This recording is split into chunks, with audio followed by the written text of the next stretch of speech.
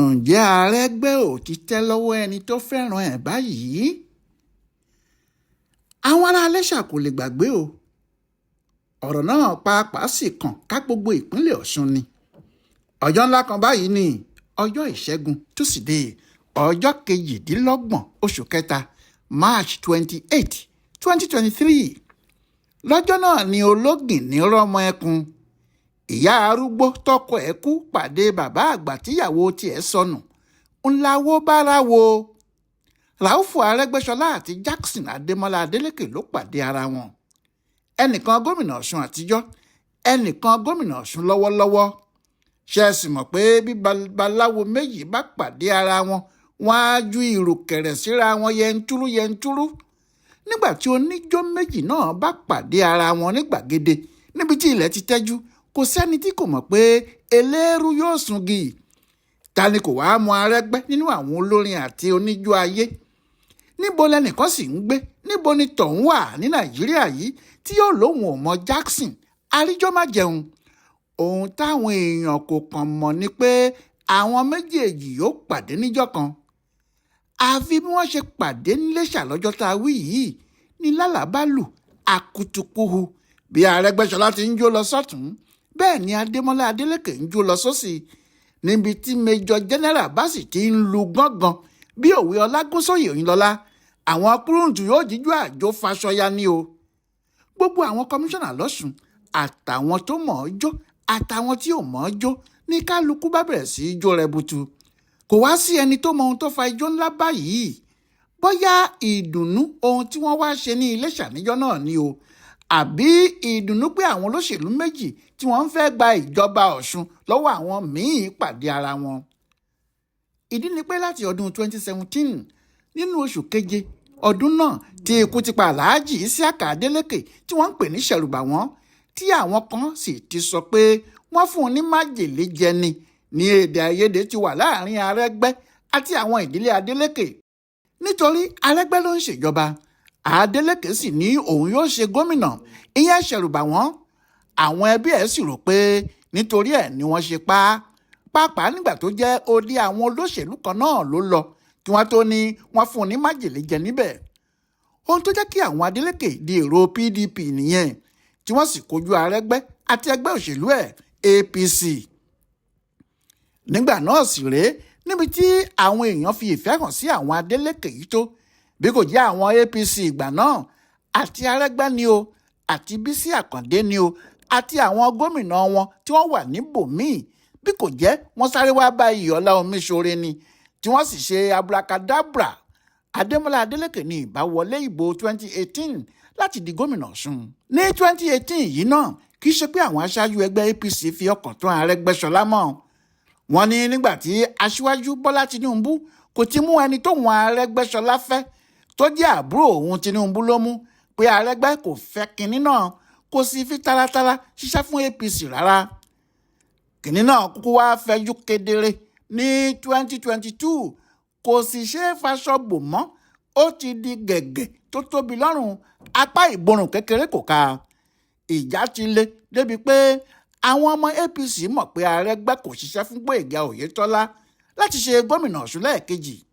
nígbà náà ni àwọn èèyàn náà sọ pé gómìnà Ọ̀ṣun tẹ́lẹ̀ ọ̀hún ti pàṣẹ pé kí àwọn ọmọ ẹgbẹ́ top, ìyẹn ẹgbẹ́ tó dá sílẹ̀, lọ́ọ́ dìbò wọn fún Adélékè.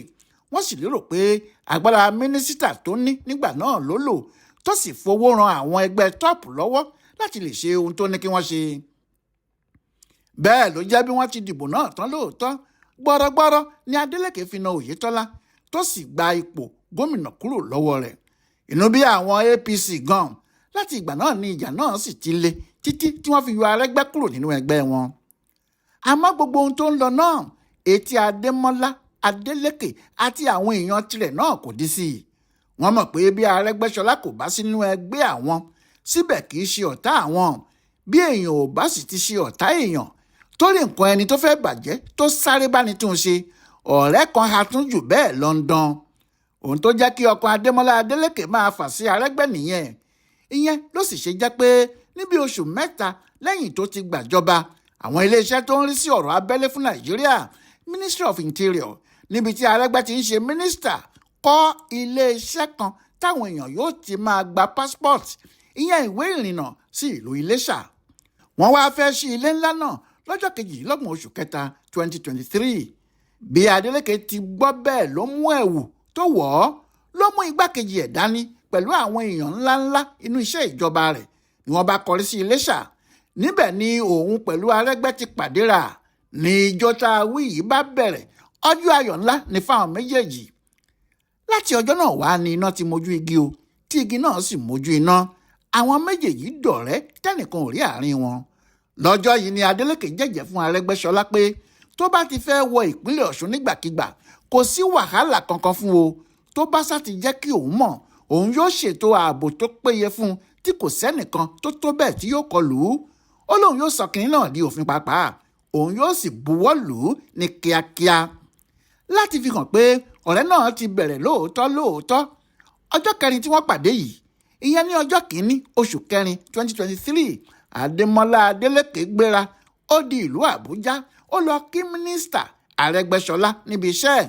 Ó sì ṣàlàyé fún un pé òun ló ní ìpínlẹ̀ Ọ̀ṣun o, òun sì fẹ́ máa rí i lóòrèkóòrè ni. Nígbà tí Arẹ́gbẹ́ ń ṣọjọ́ bí ẹ̀ ní 2024, Adeleke ló kọ́kọ́ kí i. Ó kí i tẹ̀ṣọ́tẹ̀ṣọ́, ó sì kí tológun. Ó ní ipa tó là kalẹ̀ ní ìpínlẹ̀ Ọ̀ṣun lòun ń tọ̀ ní tòun o, nítorí ipa rere ni. Kódà níbi ayẹyẹ tí àwọn ẹgbẹ́ ọmọlúàbí làwọn ṣe fún un, Adeleke rán Teslim Ìgbàláyé tí í ṣe akọ̀wé ìjọba rẹ̀ lọ síbẹ̀. Ó sì fi ọ̀rọ̀ dáadáa ránṣẹ́ nípa gómìnà Ọ̀ṣun àtijọ́ náà. Ó ní gbogbo ohun tó ṣe sí Ọ̀ṣun làwọn èèyàn kò gbàgbé, nítorí ohun dáradára ni wọ́n. Ní ọjọ́ 15 oṣù kẹfà 2024, Adeleke lọ sí Iléṣà. Ó lọ kí Arẹ́gbẹ́ ni. Ó lóun ti rí i tó ọjọ́ mẹ́ta kan. Nígbà tó sì di inú oṣù kejìlá 2024 yìí kan náà, ìyẹn nígbà tí Adeleke ń ṣí ọ̀nà kan tí wọ́n pè ní ọ̀nà bàbá ọ̀nà lọ́ṣogbo, orúkọ Arẹ́gbẹ́ lọkùnrin gómìnà náà ń dá títí, nítorí ó ní òun Arẹ́gbẹ́ ló bẹ̀rẹ̀ ọ̀nà náà, òun sì parí ẹ̀ nítorí òun kò fẹ́ kí orúkọ àti iṣẹ́ rere tí Arẹ́gbẹ́ ṣe bàjẹ́ tàbí kó parun ni. Arẹ́gbẹ́ pàápàá sì kúkú fẹ́ràn oríkì, orí rẹ̀ kì í pẹ́ wú.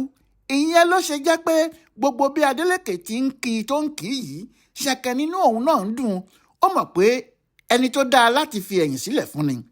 Àti pé bí Adeleke náà ti ń kí Arẹ́gbẹ́ kiri yìí, àwọn èèyàn ti wá rí i pé ọ̀rọ̀ náà kì í ṣe ọ̀rọ̀ òṣèlú tàbí pé nítorí ipò gómìnà nìkan mọ́ o. Ó dàbí pé Adeleke fúnra ẹ̀ fẹ́ràn ọkùnrin tí wọ́n ń pè ní Ràúfù Arẹ́gbẹ́ṣọlá ni. Àmọ́ olóṣèlú èé ṣe èèyàn dáadáa. Òfúnnilẹ́dì ẹ̀sìn fi gba ọmọ ẹran lọ́wọ́ ẹni ni wọ́n. Bí olóṣèlú bá ń pòyì ibì kan, ó ní ohun tó fẹ́ gbà níbẹ̀ ni o. Adeleke tó ń sáré tẹ̀lé Arẹ́gbẹ́ nítorí ọjọ́ tó bá burú tí ọ̀nà kò gba ọmọ ọkùnrin ni. Adeleke mọ̀ pé tí nǹkan bá fẹ́ dàrú, tí Arẹ́gbẹ́ bá lè kó àwọn ọmọ ẹ̀ fóun, àwọn yóò tún na APC pẹ̀lú Oyètọ́lá nínàkúnà lọ́jọ́ ìdìbò ni. Bí òun ti ń ro tirẹ̀ náà ni Arẹ́gbẹ́ ń ro tiẹ̀.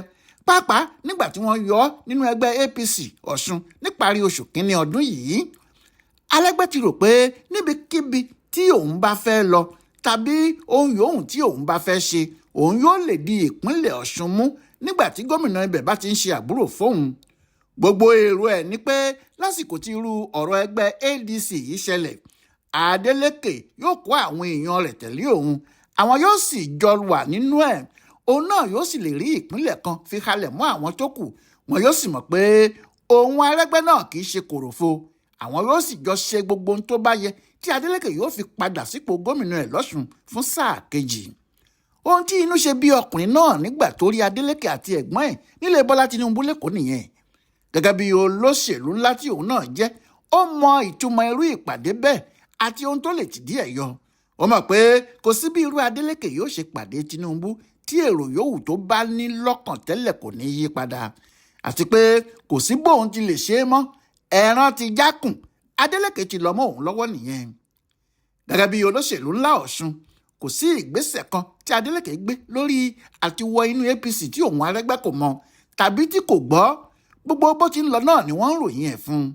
Eléyìí jẹ́ kó kórìíra ìwà Adeleke, kò sì fẹ́ràn rẹ̀ mọ́ láti ibí yìí síbẹ̀ yẹn, nítorí ó ti rí i pé ó ti ń lọ sílé àwọn ọ̀tá òun lọ jẹun. Ìyẹn ló ṣe fi ìbínú sọ̀rọ̀ níbi ìfilọ́lẹ̀ ẹgbẹ́ ADC wọn lọ́ṣun lọ́sẹ̀ tó kọjá yìí pé bí Adeleke yẹn gbọ́n bí ifá, kódà kó máa sáré lọ bí ẹni tí eégún ń lé, àwọn yóò lè bá, àwọn yóò sì gba ìpínlẹ̀ Ọ̀ṣun lọ́wọ́ ẹ̀.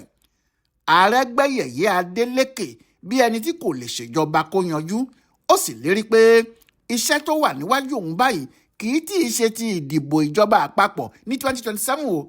Èyí tó wà níwájú òun báyìí ni láti gba ìpínlẹ̀ Ọ̀ṣun kúrò lọ́wọ́ ẹni tí kò mọ̀jọba ṣe. Ọ̀rọ̀ náà ká Adeleke lára, ó dùn ún gan-an, nítorí tó bá jẹ́ Oyètọ́lá tàbí àwọn ọmọ ẹ̀ ló sọ bẹ́ẹ̀ fún, kò ní dùn ún tó báyìí, yóò ti mọ̀ pé ọ̀rọ̀ àwọn olóṣèlú lásán nìyẹn.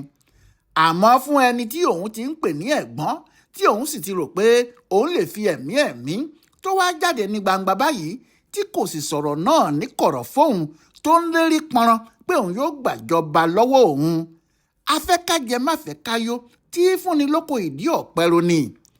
Ẹni tí kò bá sì fẹ́ kéèyàn yó nídìí oúnjẹ ẹni, oníyẹn kì í ṣe ọ̀rẹ́ ẹni, ọ̀rẹ́ bí ọ̀tá ni.